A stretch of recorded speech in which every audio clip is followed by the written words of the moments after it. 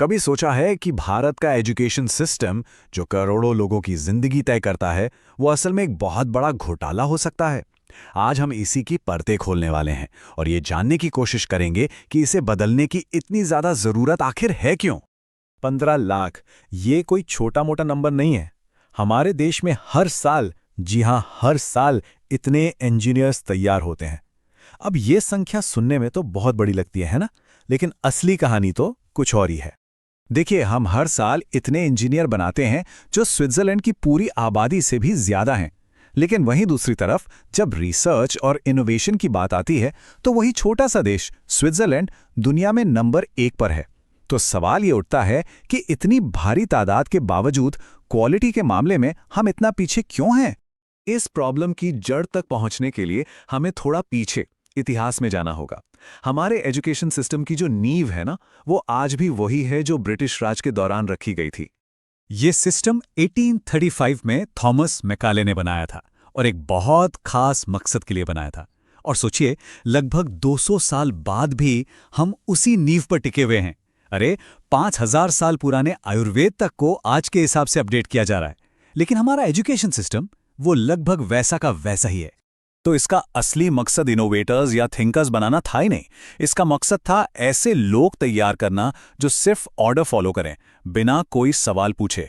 और सच कहूं तो यही सोच आज भी हमारे सिस्टम में बहुत गहराई तक घुसी हुई है। तो फिर ये सिस्टम काम कैसे करता है? ये असल में ज्ञान की नहीं बल्कि रटने की रेस है। यहां इस बात से फर्क नहीं पड़ता कि आपको कितना समझ आया, फर्क इस बात से पड़ता है कि आपको कितना याद है। जो जितना ज्यादा रट सकता है वही सिकंदर है। हम सब ने अपनी जिंदगी में ये फॉर्मूला तो जरूर रटा होगा, है ना? पर ईमानदारी से बताइए, क्या कभी किसी ने सोचा कि इसका असल जिंदगी में क्या काम है? शायद ही इसका जवाब किसी के पास हो।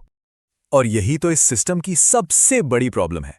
अगर आपने एक छोटी सी गलती कर दी तो सब मजाक उड़ाएंगे, लेकिन उस ज्ञान का असल मतलब क्या है, ये जानने की कोशिश कोई नहीं करता। हम सब बस सही जवाब देने की होड़ में हैं, समझने की नहीं। जरा सोचिए, 12 साल तक स्कूल में इंग्लिश पढ़ने के बाद भी बहुत से लोग कॉन्फिडेंस से वो भाषा नहीं बोल पाते। और वहीं एक छोटा सा बच्चा बिना किसी किताब के सिर्फ अपने आसपास के माहौल से एक पूरी भाषा सीख लेता है। ये हमारे सिस्टम की सबसे बड़ी नाकामी नहीं तो और क्या है? ये जो वन साइज फिट्स ऑल वाला तरीका है ना, ये सिर्फ हमारी सीखने की काबिलियत को ही नहीं बल्कि हमारी क्रिएटिविटी और हमारे सपनों को भी धीरे धीरे खत्म कर देता है। चलिए एक कहानी सुनते हैं। एक बंदर, एक हाथी, एक मछली और एक सांप से कहा जाए कि जो भी उस पेड़ पर चढ़ जाएगा वही पास माना जाएगा। जाहिर सी बात है, मछली और हाथी तो जिंदगी भर खुद को नाकामयाब ही समझेंगे। हमारा एजुकेशन सिस्टम भी बिल्कुल यही कर रहा है। याद है, गुरु द्रोणाचार्य ने पांडवों को उनकी काबिलियत के हिसाब से सिखाया था। अर्जुन को तीरंदाजी तो भीम को गदा चलाना।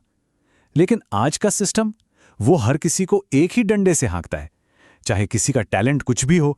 और फिर आती है करियर की ये बनी बनाई सीढ़ी। सबसे ऊपर साइंस, फिर कॉमर्स और सबसे नीचे आर्ट्स। मतलब इस सिस्टम में क्रिएटिविटी या आर्ट्स की तो कोई जगह ही नहीं है। उसे तो जैसे बेकार समझ लिया गया है। बचपन से ही सबके दिमाग में बस एक ही बात भर दी जाती है, अच्छे नंबर लाओ और एक सेफ नौकरी पकड़ लो। इस रेस में जो बड़े बड़े सपने होते हैं, जो पैशन होता है, वो सब कहीं पीछे छूट जाता है। और सोचिए, जब ये एक ही सपना जो पूरे समाज ने मिल के बनाया है, जब वो टूटता है तो उस नौजवान पर क्या बीतती होगी। वो बाहर वालों की नज़रों में तो गिरता ही है, पर उससे कहीं ज्यादा वो अपनी ही नज़रों में गिर जाता है। तो इस पूरे सिस्टम का नतीजा क्या निकल रहा है? ये एक्सपर्ट्स नहीं बना रहा, बल्कि पढ़े लिखे बेरोजगारों की एक पूरी फौज तैयार कर रहा है। ये आंकड़े देखिए, उत्तर प्रदेश में चपरासी की सिर्फ 62 नौकरियों के लिए 1.5 लाख से ज्यादा ग्रेजुएट्स और पोस्ट ग्रेजुएट्स ने अप्लाई किया। ये दिखाता है कि लोग एक सिक्योर नौकरी के लिए कितने बेताब हैं, भले ही वो उनकी काबिलियत से बहुत नीचे की क्यों ना हो। एक रिपोर्ट तो ये भी कहती है कि 88% पढ़े लिखे भारतीय असल में नौकरी करने के लायक ही नहीं हैं। ये हमारी डिग्रियों और असल दुनिया में जरूरी स्किल्स के बीच की एक बहुत बड़ी खाई को दिखाता है। यहाँ एक बहुत ही सीधा सा सवाल उठता है, अगर हमारा एजुकेशन सिस्टम इतना ही अच्छा है तो जो लोग इसकी तारीफें करते नहीं थकते, वो अपने बच्चों को पढ़ने के लिए विदेश क्यों भेजते हैं? ये दोहरा रवैया ही इस सिस्टम की पूरी सच्चाई बयां कर देता है। दुनिया बहुत तेजी से बदल रही है, तो सबसे बड़ा सवाल आज ये है कि क्या हमारा एजुकेशन सिस्टम हमें आने वाले कल के लिए तैयार कर भी रहा है या नहीं। धीरूभाई अंबानी, विराट कोहली, आमिर खान, ये कुछ ऐसे नाम हैं जो पारंपरिक पढ़ाई के रास्ते पर नहीं चले। वो इस सिस्टम के बनाए हुए ट्रैक से हट गए और फिर भी देखिए कितने कामयाब हुए। ये दिखाता है कि सफलता के लिए शायद ये सिस्टम एक मदद नहीं बल्कि एक रुकावट है। कुछ साल पहले तक क्लाउड कंप्यूटिंग या डिजिटल मार्केटिंग जैसी नौकरियों के बारे में किसी ने सुना भी नहीं था। आने वाले भविष्य में ऐसी ही न जाने कितनी नई नौकरियां होंगी जिनके लिए क्रिएटिविटी और लगातार कुछ नया सीखने की स्किल चाहिए होगी।